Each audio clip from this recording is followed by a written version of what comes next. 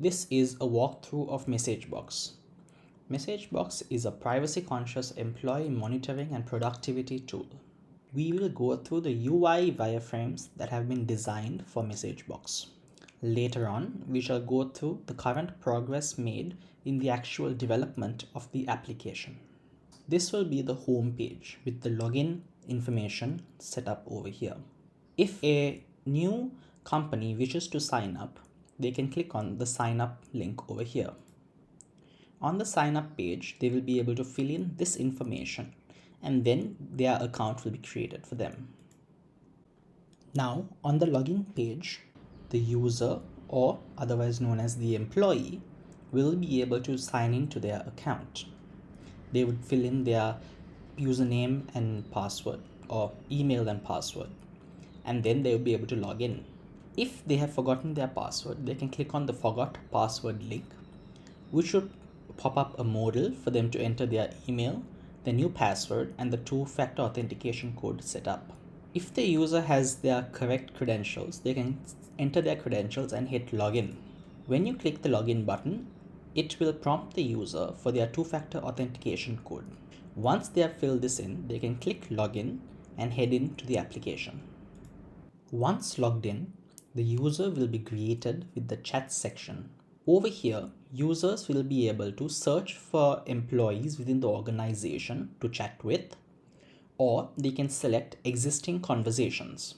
Within these conversations, they will be able to send messages to one another in real time. A user would type in their message over here and click the send button. Now we shall move on to the tasks section.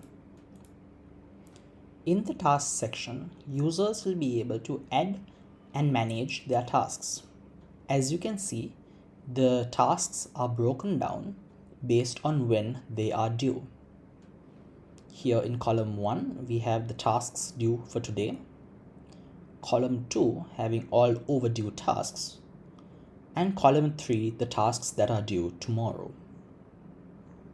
Should a user wish, they can add a task as well. The basic information needed to create a task will be the title of the task, the description for the task, the due date for the task, and whether or not this task is to be shared with others within the organization. Once completed, they can click Save and create the task. Next up from the tasks screen would be the calendar screen. Over here, users are able to add and manage the calendar events. Currently, the UI for the calendar itself has been taken from a similar application. This will be subject to change in the final implementation. To create an event, the user can click on the New Event button. Once clicked, a modal will be popped up for them to fill in information. This information is the event name, the start date and the end date, whether or not this event is for the whole day, a brief description of the event, and whether there are any other guests within the organization that are to attend this event.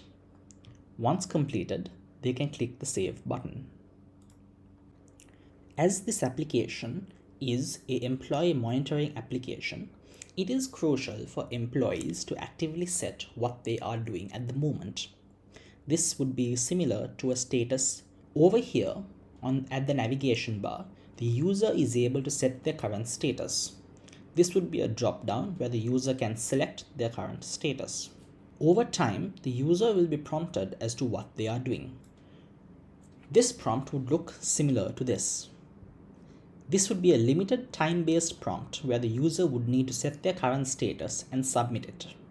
If not submitted, the user will automatically be set to offline. What we have seen so far would be common to all the users in the application.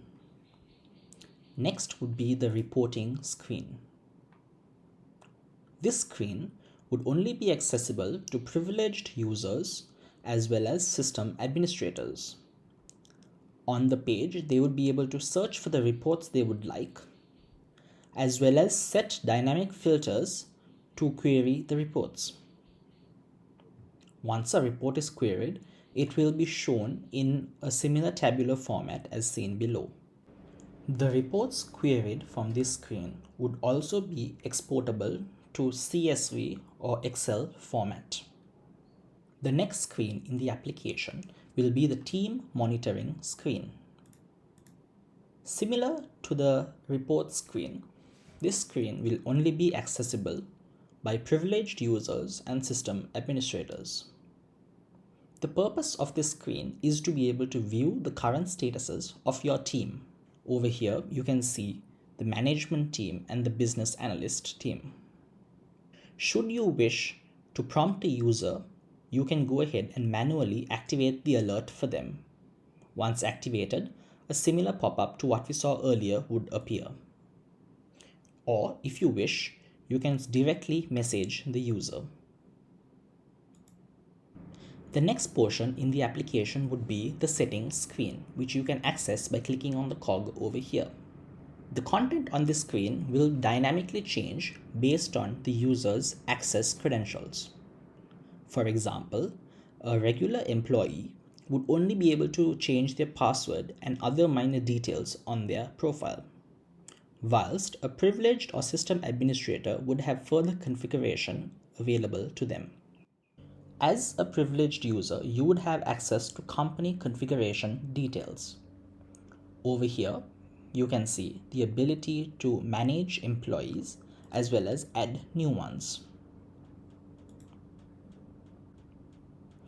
Next up would be the access control. Over here, you can set up access roles within the organization. These access roles will determine which parts of the application an employee is able to access. Next up would be the company teams. Over here, you can define the teams that are available within the company.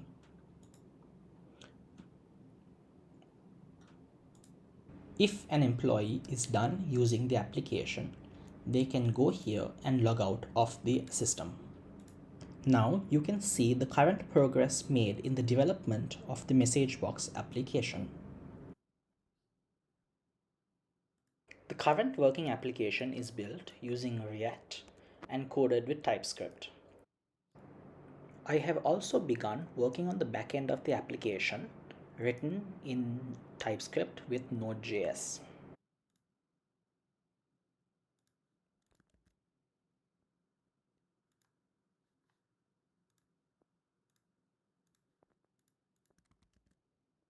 As you can see, certain functions of the application are working, whilst others either have placeholder content or have blank screens in place.